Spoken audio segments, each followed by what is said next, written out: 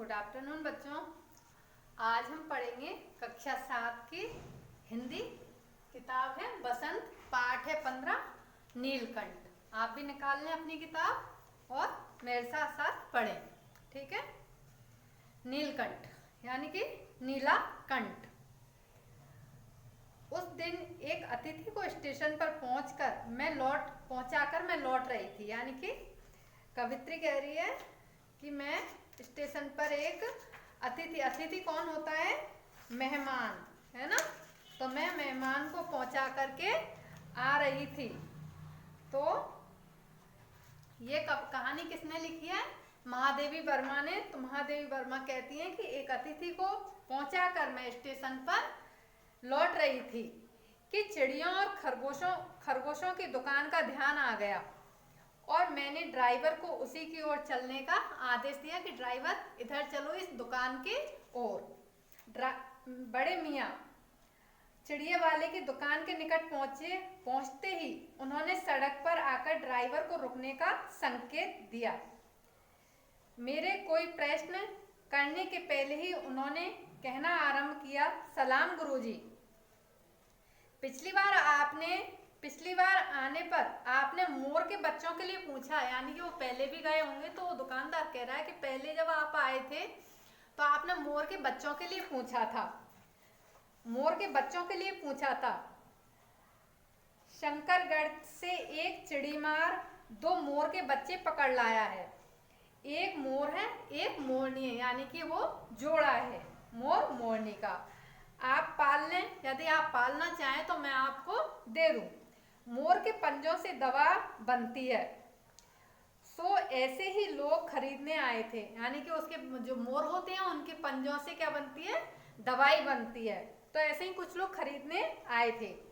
आखिर मेरे सीने में भी तो इंसान का दिल है।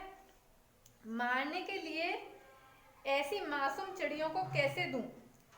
टालने के लिए मैंने कह दिया गुरुजी ने मंगवाए हैं। यानी कि मैंने मना करना चाहा तो मैंने इस बहाने से मना कर दिया कि गुरुजी ने मंगवाए हैं। वैसे तो एक कमबख्त रोजगार ही खराब है। बस पकड़ो पकड़ो, मारो मारो, बस यही शब्द निकलते रहते हैं। बड़े मियाँ के भाषण की तूफान मेल के लिए कोई निश्चित स्टेशन नहीं था। यानी कि वो बोले जा रहे थे। सुनने वाला थक कर जहां रोक दे वहीं स्टेशन मान लिया जाए। इस तथ्य से परिचित होने के कारण ही मैंने बीच में उन्हें रोककर पूछा, मोर के बच्चे हैं? कहा। बड़े मियाँ के हाथ के संकेत का अनुसरण करते हुए मेरी दृष्टि एक तार के छोटे से पिंजरे तक पहुंची जिसमें तीतरों के समान 2 बच्चे बैठे थे। यानी छोटे छोटे बच्चे बैठे थे। पिंजरा इतना संकीर्ण था, यानी कि छोटा था, कि वे पक्षी शावक जाली के गोल फ्रेम में किसी जड़े चित्र के जैसे लग रहे थे। यानी कि वो पक्षी तो जीवित थे लेकिन वो पिंजरा छोटा था तो उसमें ऐसा लग रहा था जैसे किसी तस्वीर को रख दिया हो, बिल्कुल जड़े हुए थे। मेरे निरीक्षण के साथ साथ बड़े मियाँ की भाषण मेल चली जा रही थी और वो बड़े मियाँ बोले जा रहे थे। ईमान कसम गुरुजी, चिड़ी मार ने मुझसे इस मोर के जोड़े के नगद 30 रुपए लिए। यानी वो कह रहा है क्या ना, मुझसे इस मोर के जोड़े के 30 रुपए मांगे थे। 30 रुपए के लिए रुपए लिए है। 12 कहा। मैंने कहा 12 दूंगा।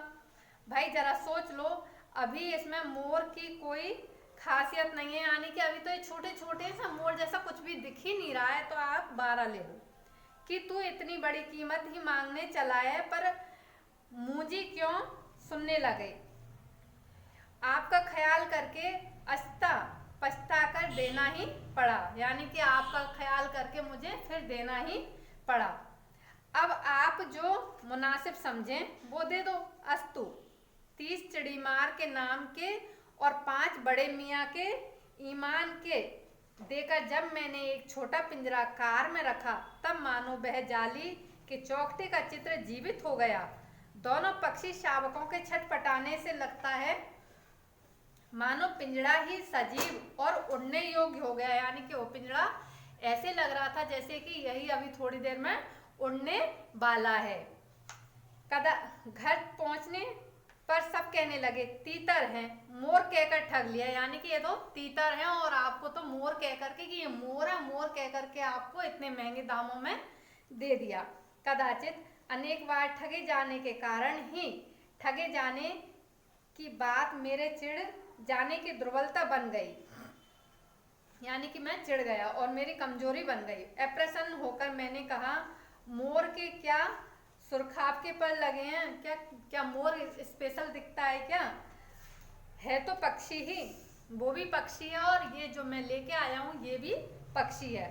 चिढ़ा दिया जाने के कारण ही संभवतः उन दोनों पक्षियों के प्रति मेरे व्यवहार और यत्न में कुछ विशेषता आ गई। पहले अपने पढ़ने लिखने के कमरे में उनका पिंजड़ा रखकर उसका दरवाजा खोला, जिसमें वो अपना काम करते थे लिखने पढ़ने का, उसमें जाकर के उनका पिंजड़ा खोला, पिंजड़े का दरवाजा खोला। फिर दो कटोरों में सत्तू की छोटी छोटी गोलियां और पानी रखा। वे दोनों चूहेदानी जैसे पिंजड़े से निकलकर कमरे में मानो खो गए, यानी कि इधर उधर उड़ने लगे।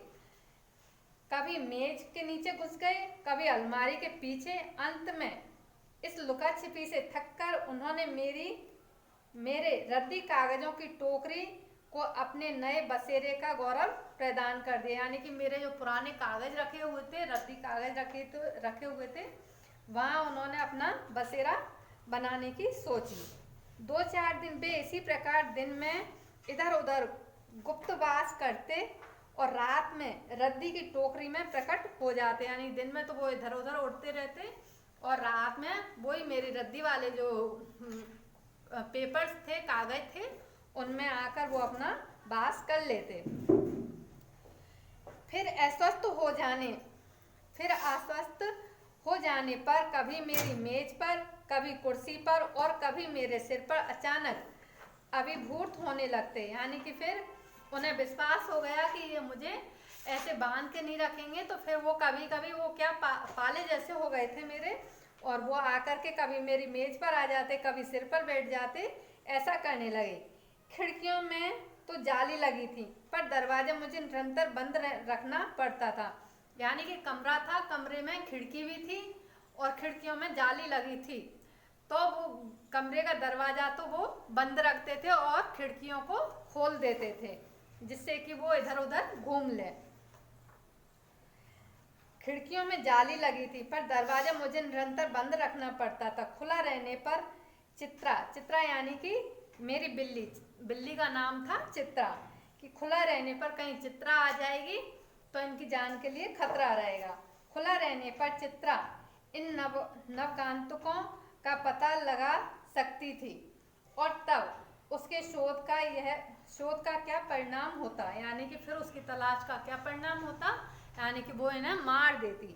यह अनुमान करना कठिन नहीं है। वैसे वह चूहों पर भी आक्रमण नहीं करती। ऐसे तो वह बहुत सही है कि वह कभी चूहों को भी नहीं खाती है, परंतु यहाँ तो दो सर्वथा अपरिचित पक्षियों की अनाधिकार चेष्टा का प्रश्न था।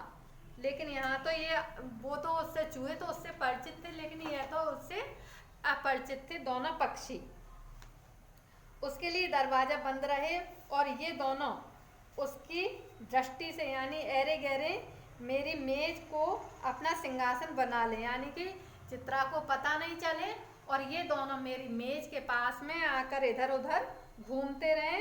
यह स्थिति चित्रा जैसी अभिमानिनी मार्जरी के लिए असहाय ही कही जाएगी।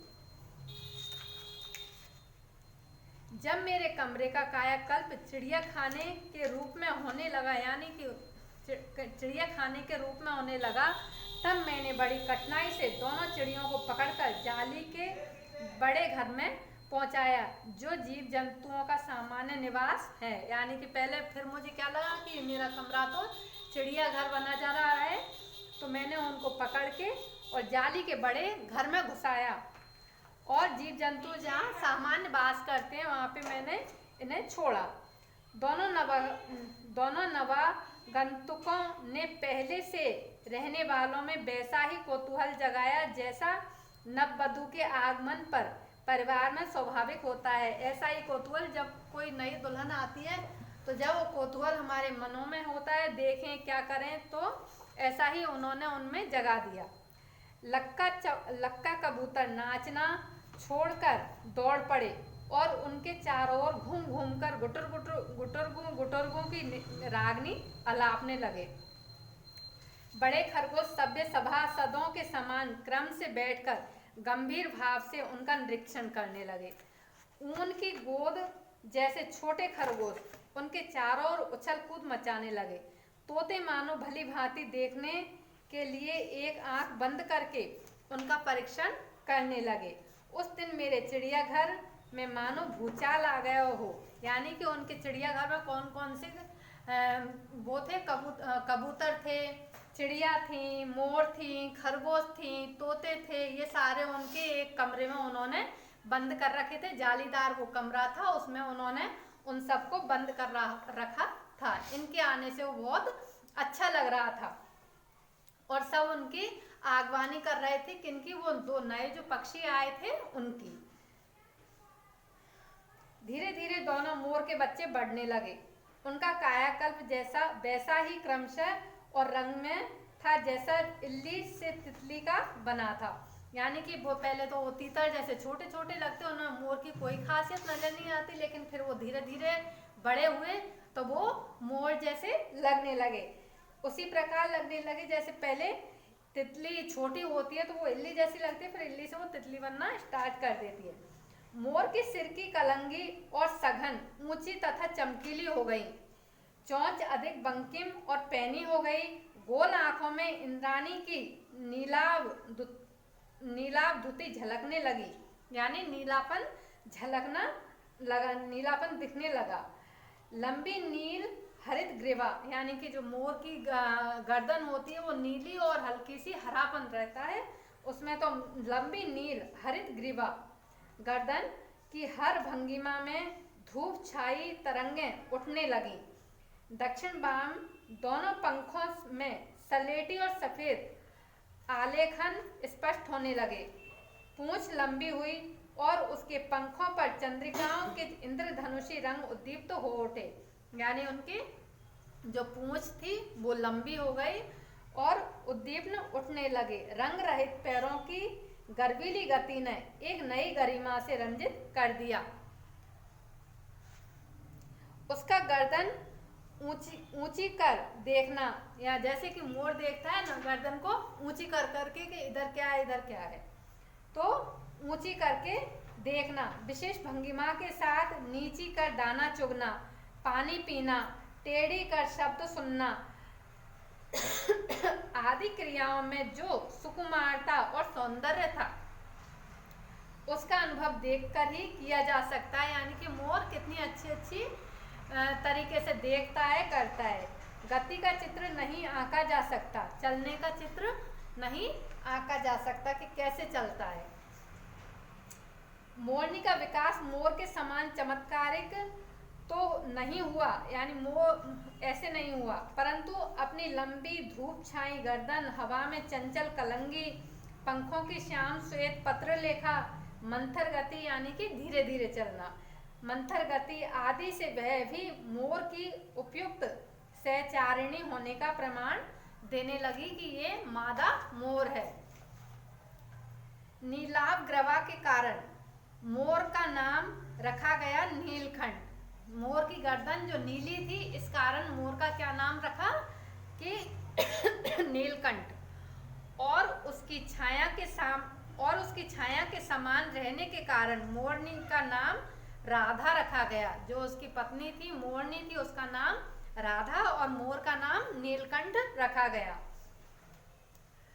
मुझे स्वयं ज्ञात नहीं कि कब नीलकंठ ने अपने आप को चिड़ियाघर के निवासी जीव जंतुओं का सेनापति और संरक्षक नियुक्त कर लिया। लेखिका कहती है कि मुझे खुद को पता नहीं चला कि नीलकंठ ने कब अपने आप को चिड़ियाघर का स्वामी और संरक्षक और सेनापति नियुक्त कर लिया। सवेरे ही वह सब खरगोश, कबूतर आदि की सेना एकत्र कर उस ओर ले जाता जहाँ दाना दिया जाता था, यानी कि जहाँ पर दाना मिलता तो मोर सबको, सारे जान पक्षियों को लेकर के वहाँ चला जाता था। धन्यवाद।